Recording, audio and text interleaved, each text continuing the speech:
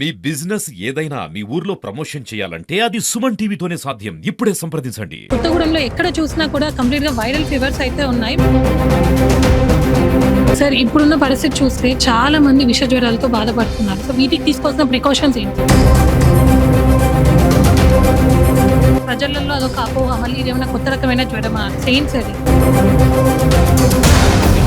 నమస్తే, welcome to Suman TV Kothagudem. ప్రస్తుతం నేను భద్రాద్రి కొత్తగూడెం గవర్నమెంట్ హాస్పిటల్లో ఉన్నాను. గత కొన్ని రోజుల నుంచి వస్తున్న వాతావరణ మార్పుల వల్ల అయితే ఏంటి, వర్షాకాలం సీజన్ వల్ల అయితే ఏంటి, కొత్తగూడెంలో ఎక్కడ చూసినా కూడా కంప్లీట్ గా వైరల్ ఫీవర్స్ అయితే ఉన్నాయి. మరి ఈ వైరల్ ఫీవర్స్ మనకి వచ్చింది 1-2 రోజులు అయినా కూడా వీటి ద్వారా వచ్చే నీరసాలు వారం 10 రోజుల్లో ఉండి ప్రజల్ని భయాందోళనకు గురి చేస్తున్నాయి. అంతేకాకుండా కొన్ని సందర్భాలలో టైఫాయిడ్, మలేరియా అంటూ ప్లేట్లెట్స్ కూడా పడిపోవడం, కొన్ని ప్రాణాల మీద కూడా వస్తున్నాయి. మరి ఈ క్రమంలో ఇప్పుడున్న వైరల్ ఫీవర్స్ ఏంటి, మనం అంతా భయాందోళనకు చెందాల్సిన పరిస్థితి ఉందా అనే విషయాన్ని ఇక్కడ నేను గవర్నమెంట్ డాక్టర్తో మాట్లాడడానికి వచ్చాను. ఒకసారి మనం లోపలికి వెళ్ళి డాక్టర్ గారిని కలిసి ఈ వైరల్ ఫీవర్స్ గురించి మనం మరింత ఇన్ఫర్మేషన్ తెలుసుకుందాం. సో ప్రస్తుతం నేను డాక్టర్ సందీప్ గారితో ఉన్నాను. ఒక్కసారి వారితో మాట్లాడి మనం ఇప్పుడు వస్తున్న వైరల్ ఫీవర్స్ గురించి మరింత ఇన్ఫర్మేషన్ తీసుకుందాం.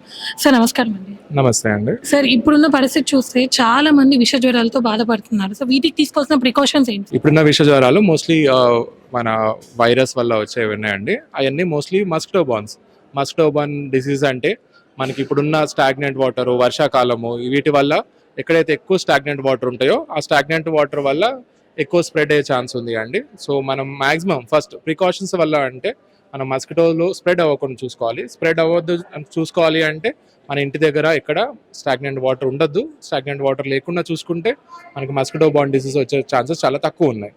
వన్స్ జ్వరం వచ్చినా కూడా, ఇన్ కేస్ వచ్చినా కూడా అది భయపడాల్సిన విషయం ఏం కాదు. అది we have treatment for all the virus diseases. మన గవర్నమెంట్ జనరల్ హాస్పిటల్లో కూడా ఉన్నాయి. అది ఇనీషియల్గా మనకి ఫస్ట్ ఒక 2-3 డేస్ మనం ఫెబ్రైల్ ఫేజ్ అంటామండి. ఆ ఫెబ్రైల్ ఫేజ్లో మనకి ఒక 2-3 డేస్ జ్వరం ఉంటుంది. దాని తర్వాత మనం క్రిటికల్ ఫేజ్లోకి వెళ్తారు ఒక 3 డేస్ తర్వాత. దాంట్లో మన as a auto immunity process వల్ల కొంతమందికి ప్లేట్లెట్స్ పడిపోతాయండి. కానీ అందరికీ లో లెవెల్ వరకు పడిపోవు.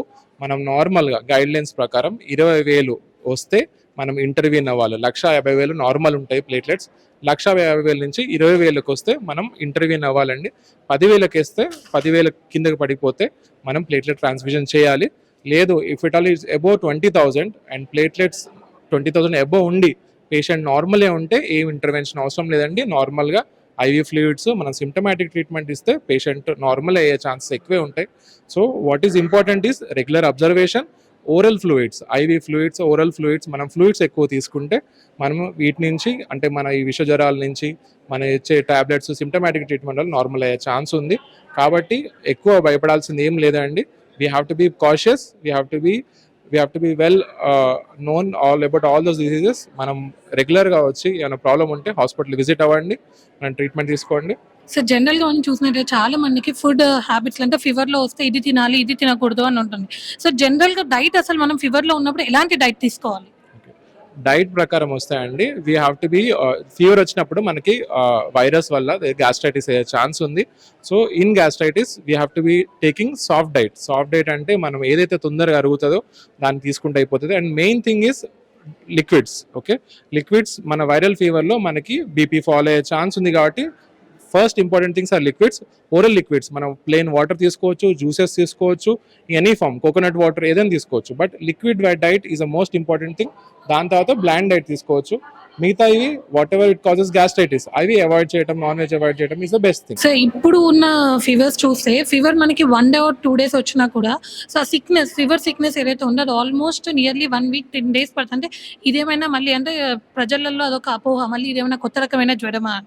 సేమ్ సార్ ఇది మనం పోస్ట్ వైరల్ మయాలజియాస్ అంటామండి. అంటే వైరస్ వచ్చి బాడీలోంచి వెళ్ళిపోవాలి అంటే మన బాడీ ఇమ్యూనిటీ దాన్ని ఫైట్ చేస్తుంది ఎగనెస్ట్గా. అది బాడీలోంచి తీసేయాలి అంటే దానికి కొంచెం టైం పడుతుంది. So that is called post viral syndrome or post viral myalgias. So body pains అనేది, వీక్నెస్ అనేది డెఫినెట్లీ మనకు 1 week వరకు ఉంటాయి. బట్ దట్ డజంట్ మీన్ మనకి ఏదో ప్రాబ్లం అవుతున్నట్టు కాదు. మన body is working properly so that మన బాడీలోంచి వైరస్ తీసేయాలని. సో అపోహలు వద్దండి. మనం వచ్చి రెగ్యులర్గా టెస్ట్ చేసుకుంటే మనకు అర్థమైపోతుంది మనకి ఏమైనా ప్రాబ్లం అవుతుందా లేదా అనేది. సో గవర్నమెంట్ హాస్పిటల్లో మనకి అన్ని సదుపాయాలు ఉన్నాయి కాబట్టి వచ్చి మనం టెస్ట్ చేసుకుంటే నార్మల్ ఉన్నాయంటే భయపడాల్సిన అవసరం ఏం లేదండి. అంటే ఎంత % వరకు జ్వరాలతో వస్తున్నారు? ఓకే, సపోజ్ మనకి ఒక 100 పేషెంట్స్ వచ్చారనుకోండి ఓపీడీకి, దాంట్లో ఓన్లీ 10 పేషెంట్స్ మనకి అడ్మిషన్ అయ్యే ఛాన్స్ ఉంది. మిగతా 90 పేషెంట్స్ మనం ఓరల్ టాబ్లెట్స్తోని నయమయ్యే ఛాన్స్ ఉంది. సో ఓన్లీ కొంత పర్సెంట్ వరకే మనం అడ్మిషన్ అయ్యేంత స్టేజ్లోకి వెళ్తారు. మిగతా అందరూ రెగ్యులర్ మెడికేషన్స్, ఓరల్ మెడికేషన్తోనే నయమయ్యే ఛాన్స్ ఉంది. సో మన మెయిన్ హైడ్రేషన్ మంచిగా ఉండి ఓరల్ టాబ్లెట్స్ తీసుకొని మనం ప్రొఫైలాక్టిక్గా మన అన్ని దోమలు కాటు కాకుండా చూసుకుంటే మనకి పెద్ద ప్రాబ్లం అయితే ఏం రాదు. So one more question, general గా ప్లేట్లెట్స్ పడిపోవడము అని అంటే డెంగ్యూ వస్తేనే పడిపోతుంది అంటున్నారు కదా, అంటే జనరల్ గా ఫీవర్ వచ్చినా కూడా ప్లేట్లెట్స్ పడిపోతాయా? అవునండి, ఇది వైరల్ ఇల్నెస్ లో ఉన్న మెయిన్ ఫీచర్. అది మన బాడీ అది ఆటో ఇమ్యూనిటీ పెంచుకోవడానికి కోసం ఆ ప్లేట్లెట్స్ పడిపోతాయి. So it will happen in all viral fevers. Dengue కోసమే అని కాదు, ఎనీ వైరల్ ఫీవర్స్ ప్లేట్లెట్స్ పడిపోతాయి. కానీ దాన్ని సెల్ఫ్ లిమిటింగ్ అంటారండి. సెల్ఫ్ లిమిటింగ్ అంటే ఒక లెవెల్ వరకు పడిపోయి మళ్ళీ నార్మల్ అయిపోతాయి ఆటోమేటిక్గా. సో అన్ని ఫీవర్స్ 100% తక్కువ అయిపోతాయి, బ్లీడింగ్ అవుతాయి అనే మేనిఫెస్టేషన్స్ వస్తాయని అపోహ వద్దు. అన్ని చాలా వరకు మనం సెల్ఫ్ లిమిటింగ్ అంటే కొంచెం తగ్గి బాడీ మెయింటైన్ చేసుకొని మళ్ళీ ఆటోమేటిక్గా పెరుగుతాయి. So dengue is one of the viral fever, కాబట్టి దాంట్లో కూడా తగ్గుతాయి, మిగతా వాటిలో కూడా తగ్గుతాయి. కానీ చాలా వరకు 99% వరకు మనకి సెల్ఫ్ లిమిటింగ్ అండి, తగ్గి నార్మల్ అయిపోయి మళ్ళీ మన రెగ్యులర్ వాల్యూలోకి వచ్చేస్తాయి. సో ఫీవర్ వచ్చిన ఎన్ని డేస్ తర్వాత మనం బ్లడ్ టెస్ట్ కి వెళ్ళాల్సి ఉంటుంది? జనరల్గా ఫస్ట్ 2-3 డేస్ మనకి ఫెబ్రైల్ ఫేజ్ ఉంటుందండి. జనరల్గా third day will be critical ఫేజ్లోకి ఎంటర్ అయ్యే ఛాన్స్ ఉంది. జనరల్గా థర్డ్ డే నుంచి మనం టెస్ట్ కంపల్సరీ చేయించుకుంటే బెటర్. థర్డ్ డే మనకి మంచిగా ఉన్నాయంటే ఓకే, సబ్సిక్వెంట్గా మనం దాన్ని బట్టి డాక్టర్ విల్ డిసైడ్ ఏం చేయాలి అని చెప్పేది. జనరల్లీ థర్డ్ డే చేయించుకోవాలి. ఇప్పుడున్న పరిస్థితుల్లో అండి మన రెగ్యులర్గా వచ్చే వైరల్ ఫీవర్స్ ఉన్నాయి, డెంగ్యూ, మలేరియా అలాంటివి కొన్ని ఫీవర్స్ వస్తున్నాయి. వాళ్ళు రెగ్యులర్గా వచ్చాయి నార్మల్ ఫ్లూ వైరస్సే మనకి ఎక్కువ వస్తున్నాయండి. సో భయపడాల్సిన సిచ్యువేషన్ ప్రస్తుతానికి అయితే ఏం లేదు. అండ్ ప్లేట్లెట్స్ కూడా అందరిలో పడిపోవు, కొంతమందిలోనే పడిపోతున్నాయి. అది మనం రెగ్యులర్ మానిటర్తోని మనం నార్మల్ చేసుకోవచ్చు అండి.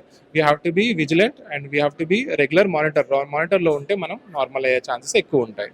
ఓకే, మనకున్న పరిస్థితుల్లో ఓన్లీ రెగ్యులర్ ఫీవర్సే వస్తున్నాయి, రెగ్యులర్ వైరల్ ఫీవర్సే ఎక్కువ ఉన్నాయి. చూసారు కదా డాక్టర్ గారు చెప్పింది, ఇప్పుడున్న ఫీవర్స్ ఏవైతే ఉన్నాయో అవి కేవలం వైరల్ ఫీవర్స్ మాత్రమే, వీటికి కొత్తగా భయపడాల్సిన పని లేదు అని చెప్తున్నారు. కానీ ఫీవర్ వల్ల వచ్చిన నీరసం ఏదైతే ఉందో అది కొంచెం భయాందోళనకి గురి చేసినా కూడా ఎటువంటి ప్రాణాంతకం కాదు, ఏం కాదు అని డాక్టర్ గారు చెప్తున్నారు. అలాగే మనం ప్లేట్లెట్స్ విషయానికి వస్తే కూడా ప్లేట్లెట్స్ పడిపోగానే టెన్షన్ పడాల్సిన పని లేదు. జనరల్గా వైరల్ ఇన్ఫెక్షన్స్ ఉన్నప్పుడు ప్లేట్లెట్స్ పడిపోవడం అనేది సర్వసాధారణం అని చెప్తున్నారు.